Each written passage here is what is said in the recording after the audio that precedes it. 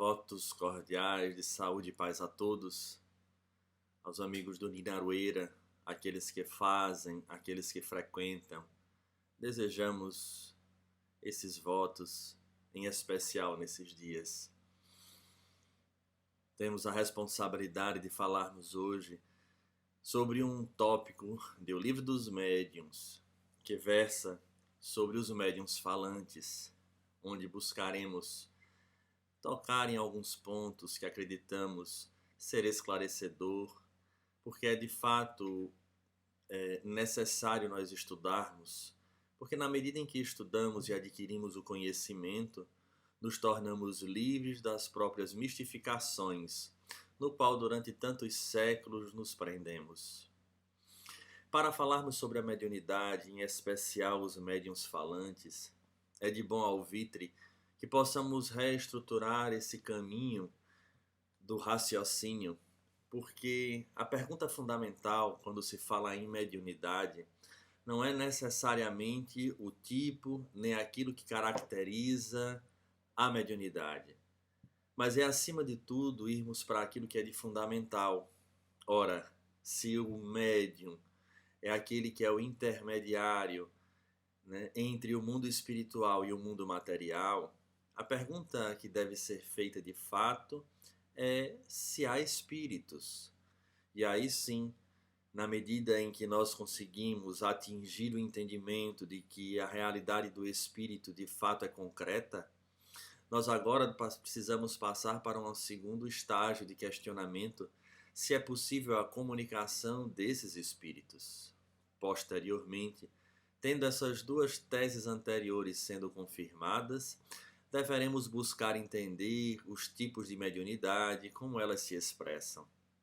Daí a pergunta fundamental que devemos realmente fazer e nos preocuparmos é se há espíritos. E essa conduta é uma conduta adotada pelo codificador da doutrina espírita, tendo em vista que se nós não passarmos por este crivo da razão, pelo critério da investigação, essa investigação, inclusive, que não pode ser tendenciosa, nós estaremos incorrendo em antigos erros, porque passaremos a acreditar nas coisas simplesmente por acreditar, sem passarmos pelo bom senso e pela razão, no qual o mestre Lyonês nos convoca em todos os seus escritos. Então não podemos unicamente aceitar, é preciso investigar.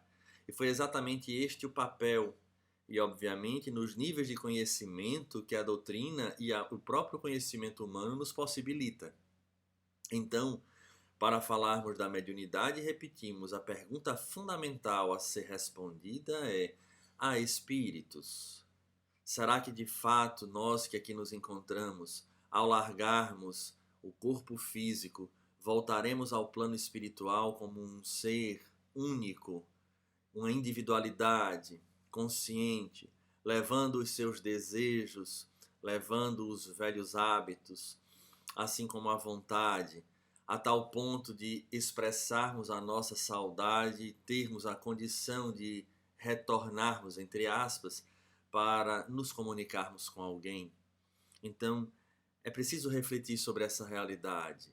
E aí nós iremos encontrar, desde as antigas sociedades ou culturas, essa questão do culto a estes que partiram, já apontando uma ideia desde cedo da existência, né, dessa crença da continuidade de algo que transcenderia a matéria. E aí nós iremos desde os povos antigos, em todo o contexto das culturas, seguindo até os dias de hoje, ainda assim encontraremos essa realidade.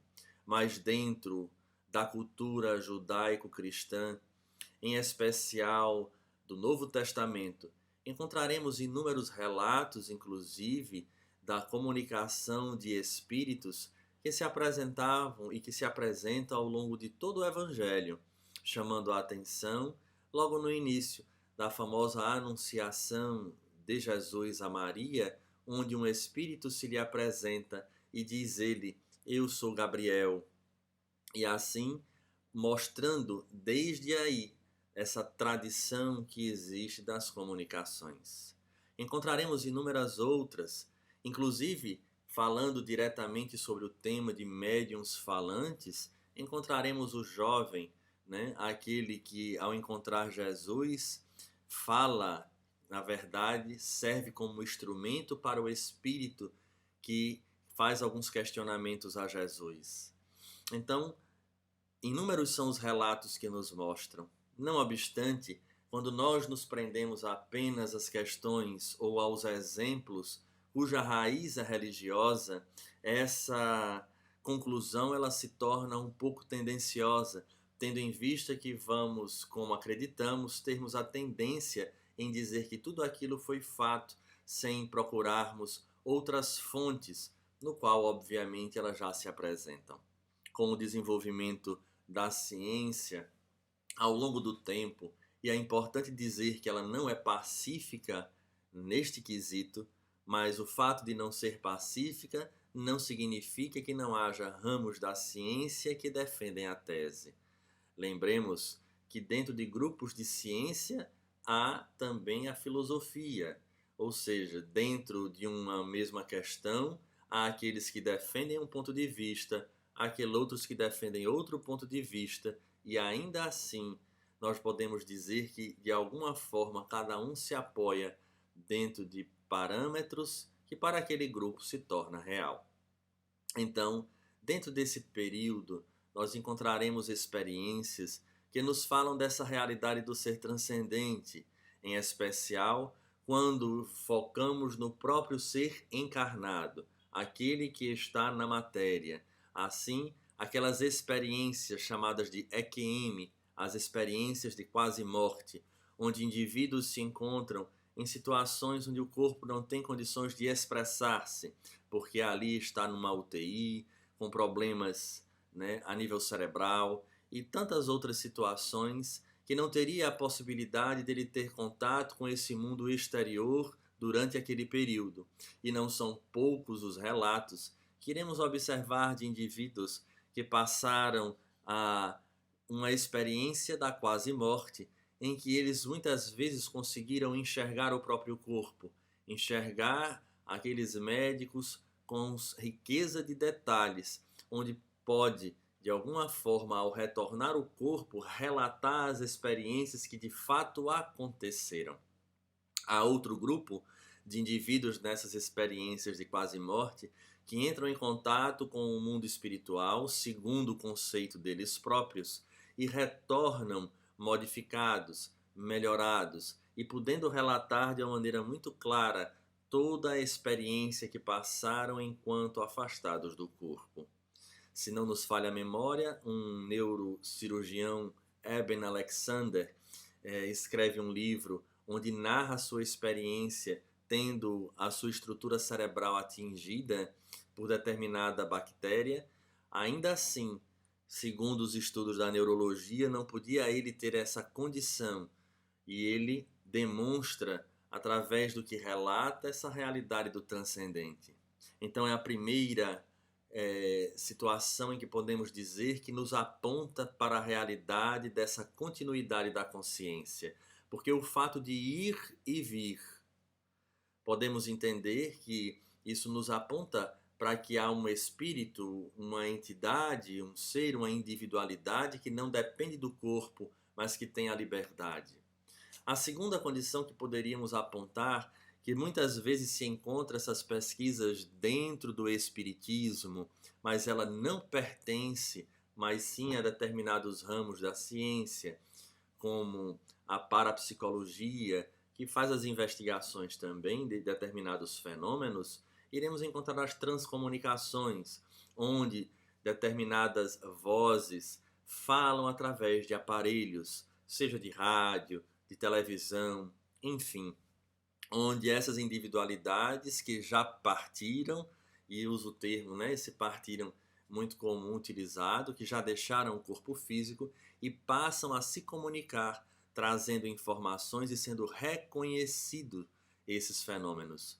Há diversos por aí onde basta pesquisar que iremos encontrar aqueles com patentes, ou seja, patenteado o fenômeno, Não, repetimos, não é um fenômeno estudado única e exclusivamente no espiritismo, pode ser estudado por espíritas, mas não única e exclusivamente por espíritas.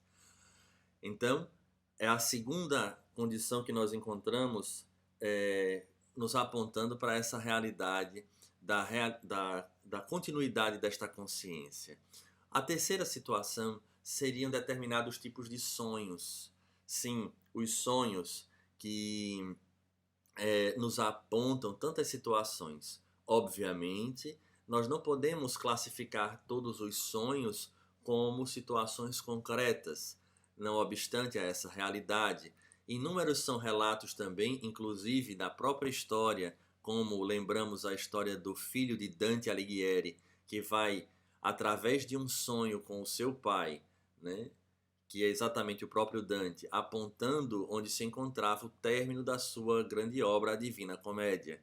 Assim, há pessoas que têm a possibilidade de deparar-se com indivíduos que frequentemente foram amigos, parentes, onde estes que se encontram no plano espiritual passam informações e solicitam que aquele que agora o visita, ou seja, que ainda está preso à matéria, ainda está encarnado, possa levar adiante essa mensagem, seja de conforto, seja de alerta, mostrando então que diante da execução, ou seja, comprometendo-se em passar o recado, quando vai a pessoa que lhe foi solicitada, essa pessoa fica surpresa com o conteúdo da informação trazida, porque frequentemente bate com determinadas situações ou fatos que a pessoa está passando. Mostrando então que não é um aflorar do subconsciente para o consciente, muito menos está preso a informações do dia a dia, onde a nossa mente ficou, vamos dizer assim, tomada por esta ideia e ao dormir expressou isso para a condição, para o nível do consciente. Não, são situações vivenciadas, onde o indivíduo consegue de fato, né, ter o contato com essas pessoas que já deixaram o corpo físico e a partir dali vão de fato expressar os seus desejos. A outra situação que nós podemos também averiguar, segundo aqueles estudiosos que nos apontam para a realidade da existência do espírito, são, ainda dentro do campo da psicologia, um dos ramos chamados das terapias de vidas passadas, advindas ou vinculadas à psicologia transpessoal. Ora, se o indivíduo ele aponta uma vida passada através daqueles estudos que são feitos ou que já foram feitos e continuam sendo, significa dizer que este espírito, durante um período que nós não podemos mensurar de maneira exata o quanto, houve uma existência anterior, passa um período na erraticidade e retorna à matéria pelo processo da reencarnação.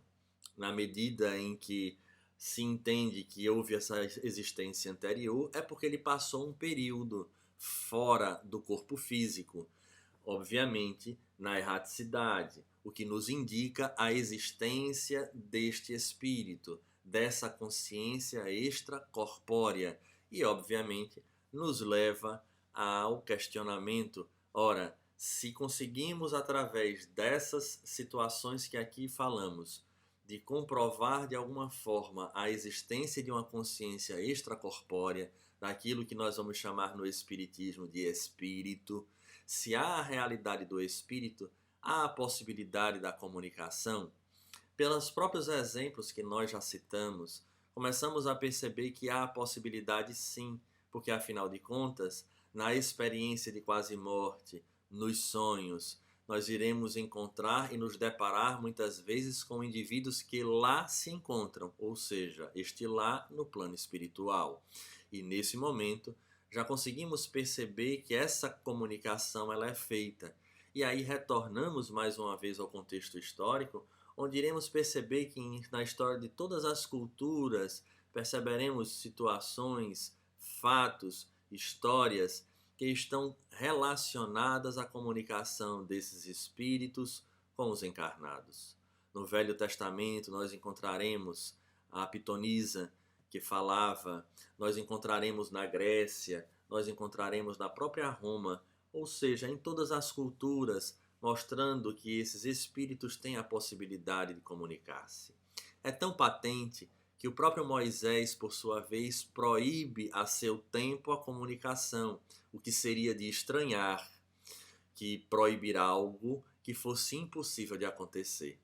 Afinal de contas, seria no mínimo esquisito ele proibir aquilo que seria totalmente sem condições de que fosse fato, que se tornasse fato. Assim, a própria proibição já nos é um indício de que havia uma tradição dessa comunicação desses espíritos. O que modifica ali era qual o objetivo, diferente daquele que encontramos hoje na prática espírita.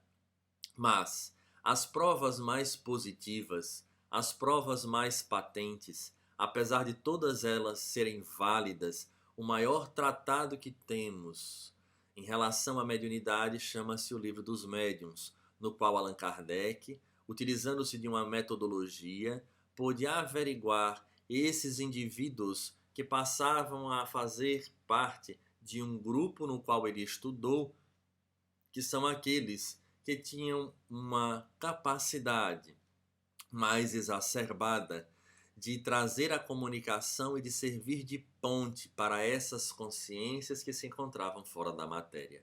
A esse grupo de indivíduos, Allan Kardec chama de médiuns, intermediário entre essas duas realidades. Vale salientar que Allan Kardec cita de que todos nós somos médiuns em graus distintos e, de fato, nós podemos assim dizer, porque todos nós recebemos intuições, todos nós temos alguns insights e ideias que achamos que são nossas e muitas vezes é a influência desses espíritos. Daí porque, perguntando eles sobre a influência, esses luminares respondem que os espíritos influenciam a nossa vida a tal ponto que de ordinário são eles que vos, ou no caso, que nos dirigem. Então é através desse processo da intuição. No entanto, quando Allan Kardec, através do estudo desses inúmeros indivíduos que têm essa condição mais ostensiva, ou seja, de uma maneira mais positiva, mais patente, traz ele, então, classificação. Então, há os médiums onde todos se encontram, que é aqueles em que há essa mediunidade, onde podemos dizer mais dentro de um padrão convencional, onde todos recebem as intuições, os insights, as ideias, e há aquele outro grupo de indivíduos que apresentam uma ostensividade, o que poderíamos apontar uma mediunidade para o trabalho de auxiliar os outros espíritos, aqueles que estão, inclusive, no plano espiritual sem ter consciência da sua própria realidade, além do que de outras situações que não nos cabe aqui estudar, porque não está relacionado ao tópico da nossa conversa. Então, dentro dessa realidade, esses indivíduos, Allan Kardec, repetimos, consegue trazer através de inúmeros estudos, e não só ele, inúmeros outros estudiosos do seu período, cientistas sérios, que ganharam um nome, que entraram para a história da própria ciência, conseguiram averiguar a realidade deste ser que transcende, do espírito, bem como da possibilidade da comunicação deles para com cada um de nós. E foi então havendo uma classificação dos tipos de intermediários que acontecem, ou seja, como esses espíritos utilizam essa aparelhagem, no caso de cada um de nós. Sabemos que na própria história da doutrina espírita começa com as batidas, depois com a cesta presa um lápis e posteriormente os próprios espíritos solicitam que o médium, o indivíduo fosse utilizado onde eles tomavam a própria mão. E do mesmo jeito que ele toma a mão, ele também tem a possibilidade de tomar o órgão que é mais fácil para ele frente àquele aparelho. É preciso entendermos que essa mediunidade ela vai se expressar naquilo em que o indivíduo apresenta o potencial do que é mais fácil para ele, como espírito, utilizar-se do seu instrumento, que é o médium, para poder expressar a sua ideia. Então há aqueles da escrita, e no tópico que iremos falar, existem os médiuns falantes, em que estes espíritos tomam o órgão da fonação, para que possa expressar as suas ideias, aquilo que deseja falar. Abre-se então um leque de possibilidades e um estudo que deve ser feito baseado no Livro dos Médiuns e em outras obras sérias que falam da condição da mediunidade, onde indicamos frequentemente André Luiz e Manuel Filomeno de Miranda, que também nos traz riquezas de detalhes em relação a este fenômeno, não invalidando inúmeros outros autores que também contribuem para o entendimento desse mecanismo da fala.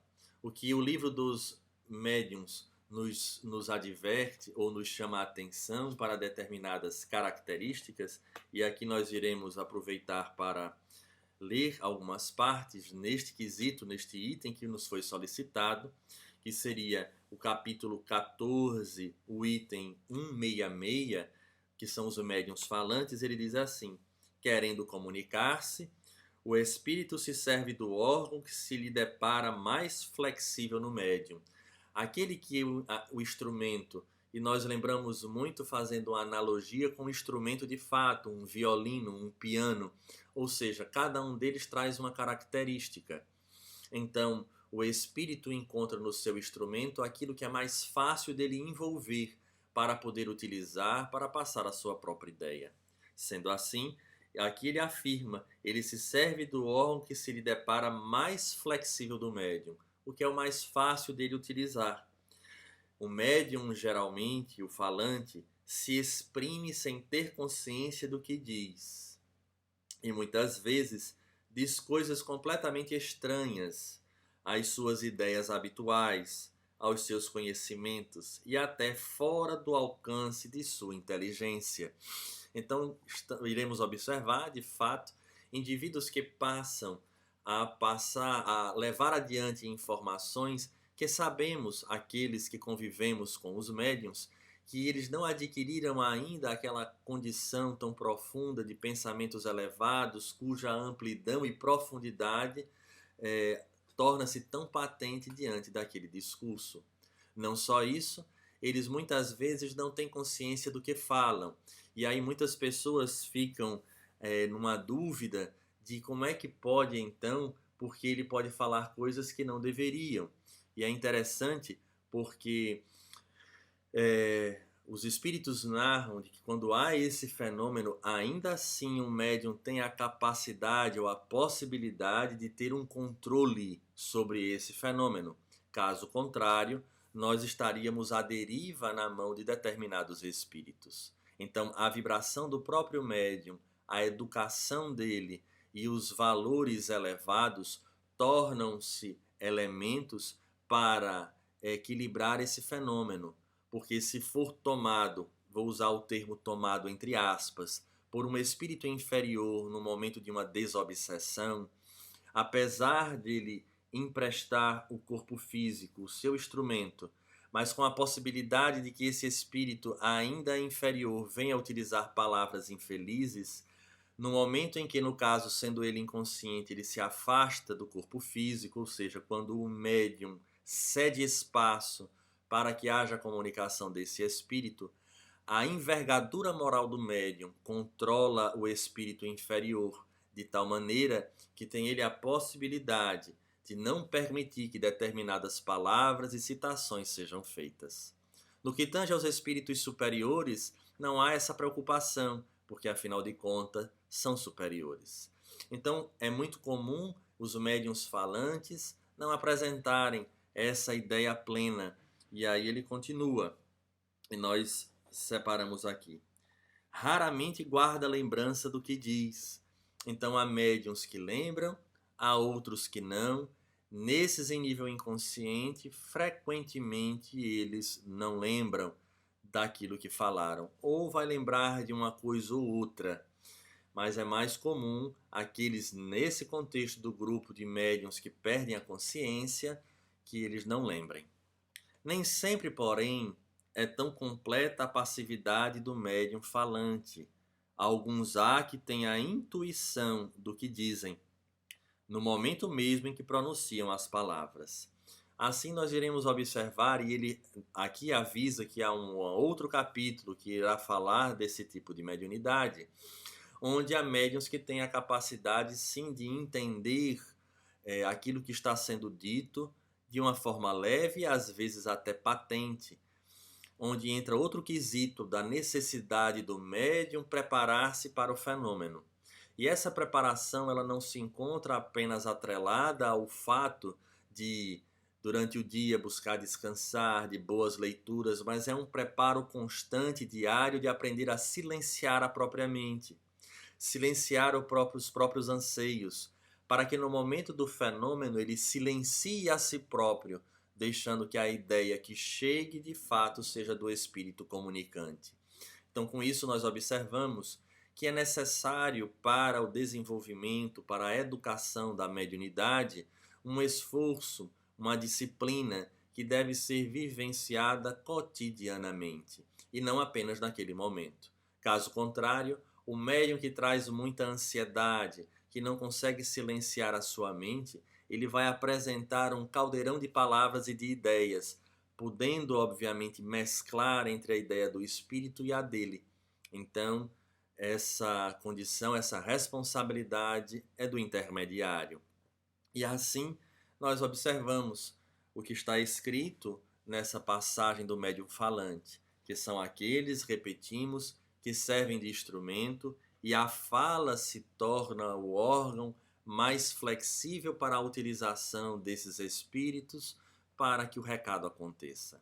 Não obstante, nós gostaríamos de lembrar um detalhe para concluirmos a nossa fala, que o médium frequentemente ele está acompanhado das suas parcerias espirituais. A sua conduta, as suas ideias, os seus ideais de vida respondem por esse grupo de espíritos que partilham conosco a estrada evolutiva. Desta forma, torna-se ele influenciado, a tal ponto que são eles que vos dirigem, influenciado por espíritos benfazejos, superiores, o que o torna, então, um médium numa acepção muito mais ampla, que não é mais a questão da patência, de ser patente a comunicação dos espíritos, mas torna-se ele constantemente um intermediário de boas palavras. Ele se torna um médium falante, mas agora intermediário de valores e não apenas de comunicação dos espíritos.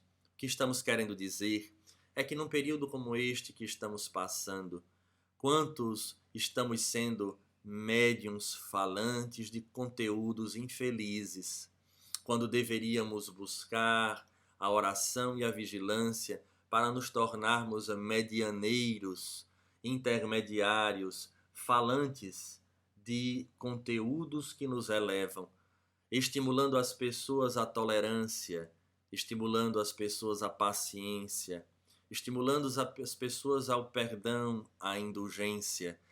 Obviamente que há situações em que vamos sendo tomados por informações outras, através de outros médiuns falantes, porque se todos são responsáveis pelo que falam e pelo que fazem, estão sendo intermediários de valores. Obviamente, se buscamos manter os nossos ideais elevados, repetimos, espíritos benfazejos nos cercam e nós devemos manter a responsabilidade de levar adiante a ideia que advém deles. E essas ideias são todas aquelas que comungam com os exemplos de Jesus de Nazaré. Não nos tornemos amargos, não nos tornemos críticos, não nos tornemos pessimistas e dessa forma levemos adiante através de nossa fala essas situações que mostram o desequilíbrio que ainda vige no espírito de cada um de nós.